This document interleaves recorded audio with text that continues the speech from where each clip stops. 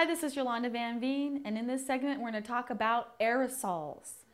Now, an aerosol is anything that is suspended in a gas.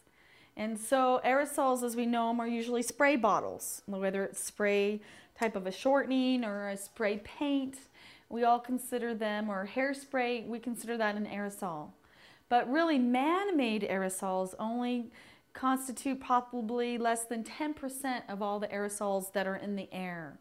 And the remainder of the aerosols are coming from industrial plants or wood and forests that are burning, any smoke and carbon dioxide from the cars and the vehicles. Anything that's going into our air that's not natural is man-made. But there's a lot of smoke and ash and different types of aerosols that are natural. And what is happening is that there's so much aerosol naturally and unnaturally in the air. And what happens is that it creates real thick clouds. And when there's lots of clouds that don't have moisture in them, they have anything else that's chemical or smoke in them, they stop the sunlight from hitting the earth. And so what is happening is that by having so many aerosols in our air, we are getting really cold winters because not enough sun is hitting onto the planet.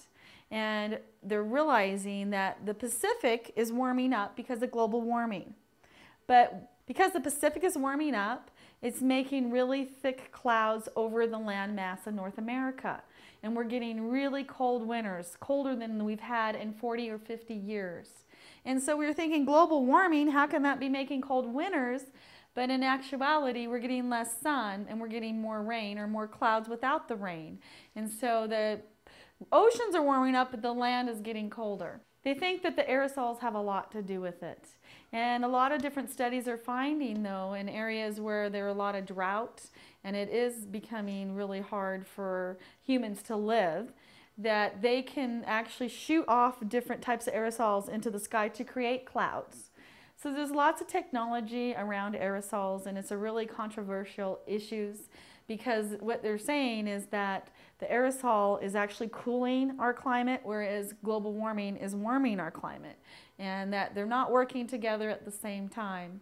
But our climate is changing, and that's undeniable. And just by not using as many aerosols in our lives, then we probably can stop the change in our climate quicker, and then we can all live easier lives.